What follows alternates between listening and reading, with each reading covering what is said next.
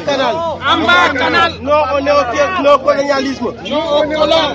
Non au colon. Non au colon. Amba Canal. Amba Canal. Non au colon. Non au colon. Sauvons Excaf. Sauvons Excaf. Tous les Sénégalais doivent être mobilisés. Tous les Sénégalais debout. C'est bien.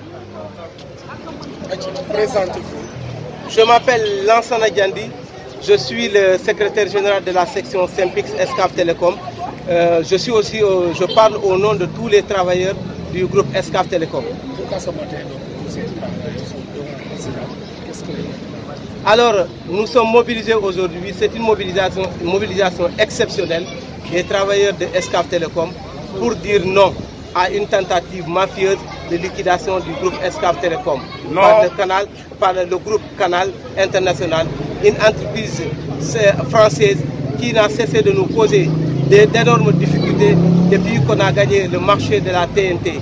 Vous savez, depuis quelques jours, nous avons entendu, c'était une surprise de notre vie, d'entendre la tentative de liquidation de Excaf Télécom par Canal. Et nous savons qui sont derrière cette décision-là, nous les connaissons très bien. Ce sont des Sénégalais qui ont trahi leur pays, qui sont derrière cette décision-là pour essayer de liquider Canal. Et cela, nous, les travailleurs de Excaf, nous n'allons pas accepter cela. Vous avez tous entendu un ministre de la République,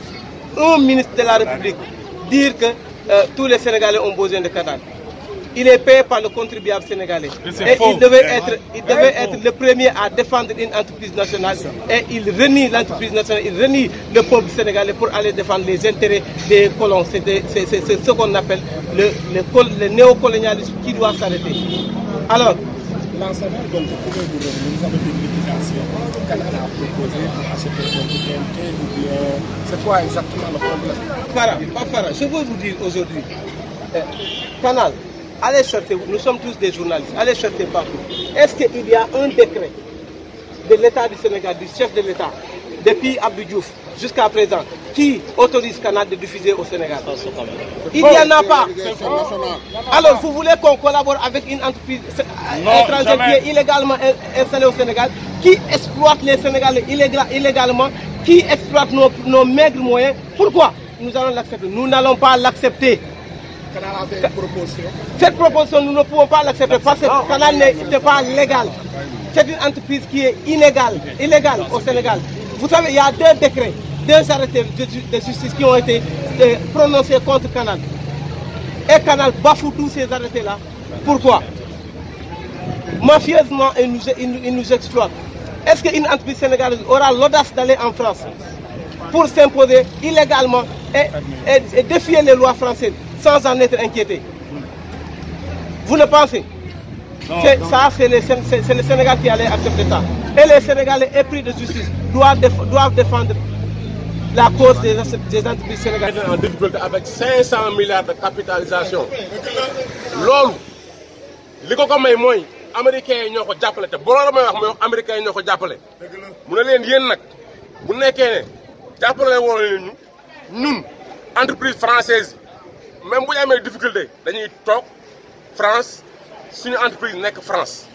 Américains ñom bu ñu amé difficulté dañuy delu Amérique. Wa légui yeen Excaf boo leen amee problème foo leen toog du Sénégal. Est-ce que dafay dem France. déedéet. waaye léegi nan lañ mën a comprendre ministre à la télévision mu naan Excaf jaay leen ko tubaab. loolu nan lañ ko mën a comprendre. c'est grave ça. c'est grave c'est trop grave. ministre boobu bu nekkoon ci dëkk boo xam ne dëkk yoon la. dañ ko war a wàccee. suba dafay wàcc. mooy yoon kenn xamul dara wax ak sagoom parce que ñu doon déglu sax tout le monde était gêné. genre mel noonu la ñuy jox ñun suñu secteur ñoo xam ne ay borom xam-xam lañ. fii ku liggéey audiovisuel technicien nga. ñi yëg def tablage li Excaf liggéey loolu xoola coono du ko liggéey. loolu nag du politiciens yoo xam ne amuñu liggéey amuñu xam-xam mënuñu seere mënuñu fréquence ñoom la ñuy jox poste yoo xam ne nii dañuy naxasal nit ñi. Diagne Ndiaye mooy PCA wu Canal Plus Horizon nekk ministre conseiller président yoon. mais nga foog ne loolu amul conflit d'intérêt.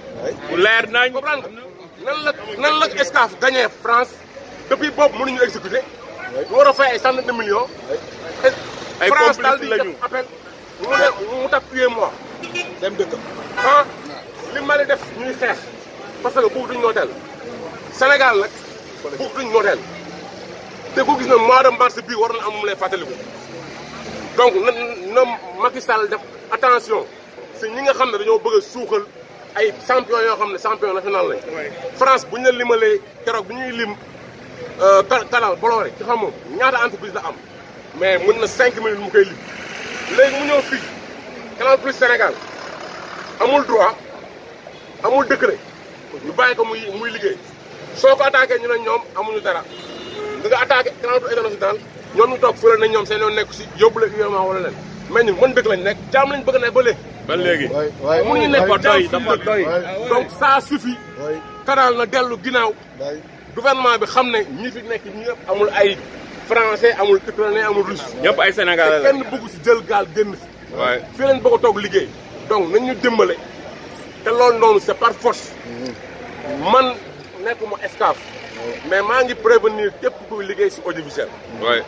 lii français def nii mooy comme li kii wax rek bu la wax mu ne Netflix c'est pas parce que affaire de xaalis la mais affaire de culture la télévision affaire de culture la affaire de contenu affaire souveraineté culturelle la buñ fexee ñoom bañ moom suñu information moom suñuy télé moom suñu décodeur mais lu leen neex la ñuy jàngal suñu ay doom dañ fa dugal loo xam ne kenn du ko mën.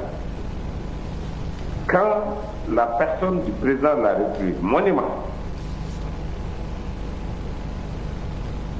li fi bàyyam liggéey dara woon ci yàqu. waaw mais yëf yi mu ngi yàqu yow état de président wax na ko gars yaa ngi saisir compte yi Excaf aujourd'hui doit 13 mois d'arriérés de salaire à ses employés.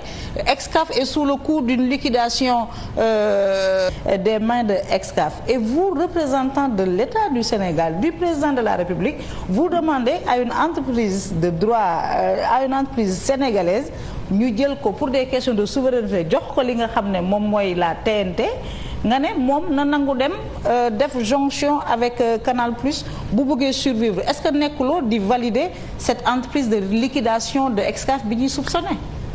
mais Amba Canal. Amba Canal. Non au néocolonialisme. Non au colon.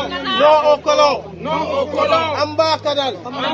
kàddu bu bëri maa ngi tudd Cheikh Tidiane Biteye maa ngi chef de desk islamique bu nekk fii ci Excaf Télécom maa ngi directeur institut islamique bu rajo Dunia fii li ma tax a ñëw nag mooy man président de la République laay wax ndax mag laa ko ma fàtte su xoolee li fi taxaw tey ay ndaw lañ yoo xam ne seen i deret ñu ngi doon kenn ku ne am ay ñu nekk sa gannaaw ñu bëgg a daaneel groupe buñ mel jàpp naa ne ku koy def jàppale ko président mu am nag lu métti ñëpp man ma bokk ci ñu métti mooy en tant que ministère de la République ñu ne taxaw ci télé di wax ne Excaf dafa war a rancé wu ci Canal Horizon loolu laa jàpp ni ko dëkk du yoon président bu fekkee dégg na ko man ci moom daal war na ko sanctionné parce que jàppale wu ko su ma doon jàppale du fexe bëgg a naax sax société boo xam ne plus de 500 personnes ñu ngi ciy liggéey suba ak ngoon soo daanee les 500 personnes yi ne dama bëgg ubbi yeneen di employé kon mel na ni da ngay laax géej loolu man mooy sama kàddu bi nga xam maa ngi koy jëmee ci moom di ñaawlu situation bi mu demee ne groupe boo xam ne plus de 40 ans yaa ngi koy liggéey ci am réew wane sa compétence def fi loo xam ne ñëpp d'accord nañ ca am ay papier yu normal waruñ ko jëndee ak groupe boo xam ne amul benn papier bu valable li ci gën a métti nag ñàkk papier bu valable ministère de la République taxaw di wax te ànd ak moom dafay mel ni état ko wax loo su fekkee état waxuloo ko nag war na taxaw wane ne wax loo moom wala mu sanctionné ko asalaamaaleykum. Amba Canal. Amba Canal. Non au néocolonialisme. Non au colon. Non au colon. Non au colon. Amba Canal. gis-gis àdduna seen maanaam néocolonialisme te loolu nag bokk na ci ay sénégalais yoo xamante ne ñu koy soutenir rawatina ay sénégalais yoo xamante ne contribuable sénégalais yi ñoo leen defee mooy ay ministre yu ko soutenir pour lan ñooñu sax ñu ngi leen président de la République war na leen démettre à leur fonction ces ministres là qui soutiennent Canal. Pourquoi Canal sachant ci Excaf Télécom pour lan la parce que lan la dañoo gagné marché TNT ba ñu gagné marché TNT Canal dafa taxaw mu wonee bopp ñu wonee suñu bopp ñu gagné état du Sénégal a fait confiance à l'expertise sénégalaise tey nag ñu wone fépp ni mën nañu ndax réaliser nañu TNT fépp foo dem ci Sénégal tey di nga gis ni TNT am nañu ba ci Gambie am nañ ko l'état gambien aussi a fait confiance aux Sénégalais tey ñu wane ni am nañu mën nañu ba TNT tey mu dem fu ne ba TDS ñëw ñu daal di ko par rapport ak cahier de charge boo xamante ne tey signé nañ ko ak TDS ñu jébbal ko projet bi mu continuer liggéey te ñoom ñi fa nekk tey di ko continuer fii lañ jógee fii lañ leen formé tey ñoom ñoo nekk fële di continuer projet TNT voilà. léegi bu weesoo loolu ñaata ay liggéeykat ñoom ñoo menacé wu ci situation bi. ëpp na juróom téeméeri liggéeykat yi fi nekk ndax Excaf yemul Dakar Excaf mu ngi ci 14 régions du Sénégal 45 départements du Sénégal Excaf mu ngi foofu yëpp tey ñoom ñëpp la seen employé menacé gis ngeen kilifa ji taxaw ni ba ñu sànc Excaf ba tey mu ngi fii kon nag tey ba ñuy liquider Excaf moom fu muy jëm dañ koy pousser pour mu def suicide kon nag tey état du Sénégal doit être sensible à cette situation de Excaf.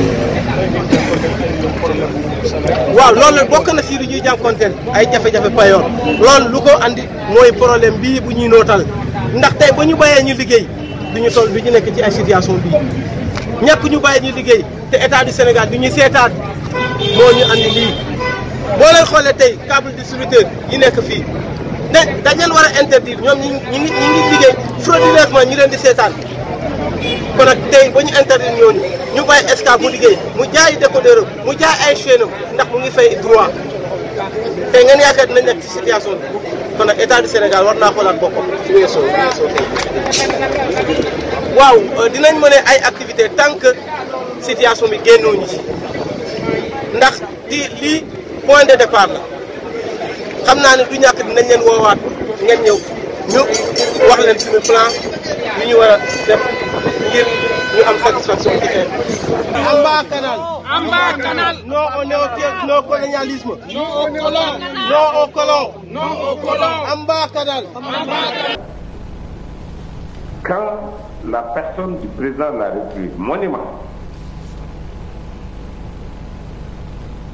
li fi bàyyam liggéey dara woon ci yàqu. waaw mais yëf yi mu ngi yàqu yow état de président wax na ko gars yaa ngi saisir compte yi Excaf aujourd'hui doit 13 mois d'arriérés de salaire à ses employés. Excaf est sous le coup d'une liquidation des mains de Excaf et vous, représentants de l'État du Sénégal, du président de la République, vous demandez à une entreprise de droit, à une entreprise sénégalaise ñu jël ko pour des questions de souveraineté jox ko li nga xam ne moom mooy la TNT nga ne moom na nangu dem def jonction avec Canal Plus bu bëggee survivre est-ce que nekkuloo di valider cette entreprise de liquidation de Excaf bi ñuy soupçonné. mais